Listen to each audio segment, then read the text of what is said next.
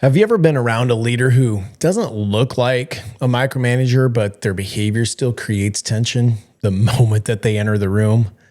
I'm not talking about the kind of leader who rewrites your proposals at 10 o'clock at night or the kind that hovers over every task throughout the day. I mean the leader who says something like, "Yeah, sure, James, go ahead and try it your way, but when it doesn't work, it doesn't get us the results we want, we're going back to the old way, the way that we used to do it." You know, it sounds kind of supportive, maybe even a little like trust, but you can also feel that there's an undertone present. It's pretty clear that their expectation is, my way is the best way, don't rock the boat. So don't miss this. That can actually be a form of micromanagement too. Now, it's a quieter one as it flirts with being a little passive aggressive, but make no mistake, it's just as heavy. Well, welcome back to the Leadership in 5 podcast. My name's James Mayhew, and I want to share something with you that I've learned from sitting across a lot of leaders over the years. Micromanagement almost never comes from a place of confidence. It's a form of insecurity, and it impacts the ego from the person who's doing it. On the surface, it looks more like a need to exert control, but underneath of it, well, the internal language, it's very inward focused. It sounds like, hey, I need to be there. I can't miss something important.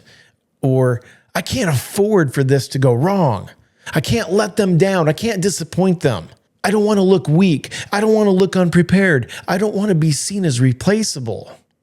Now, most people, they will never say those words out loud, but they're actually leading from that place every day. And when someone leads from internal pressure instead of a source of confidence, well, their grip, it tightens and they start over-directing.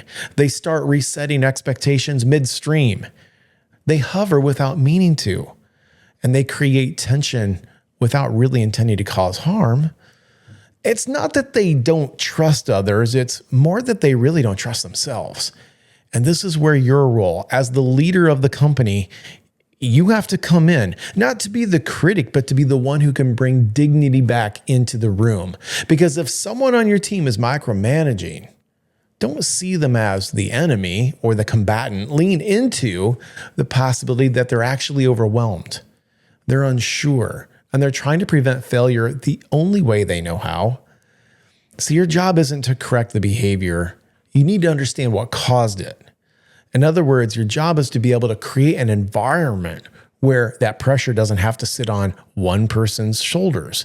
So that means you're doing things like making sure expectations are shared and communicated, that everyone is operating with fewer assumptions, that we're asking for help before things break, and that you're extending space and time to think instead of just react. When leaders know exactly what they own and what they don't, their grip loosens.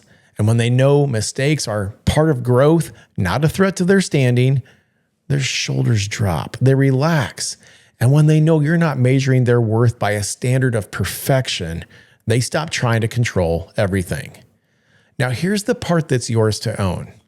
If micromanagement is happening in your company, you probably didn't cause it, but it's yours to address.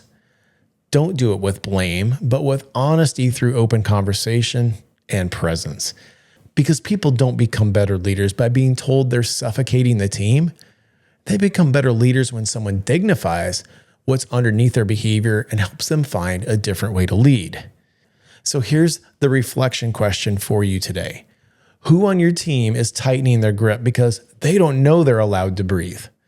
And what's the one conversation that maybe you've been avoiding that would finally help them feel safe enough to let go?